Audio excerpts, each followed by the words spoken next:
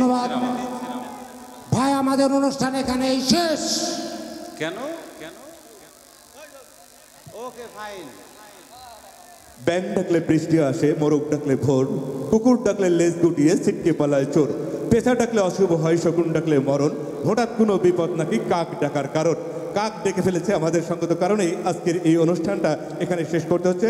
সম্মানিত দর্শক বৃন্দ যারা আজকে এখানে এসেছিলেন, আমন্ত্রণ জানাচ্ছি আগামীকাল ঝলমলিয়া উচ্চ বিদ্যালয় মাঠে অনেক বড় অনুষ্ঠান হবে, অনেক শিল্পী আসবে সেখানে।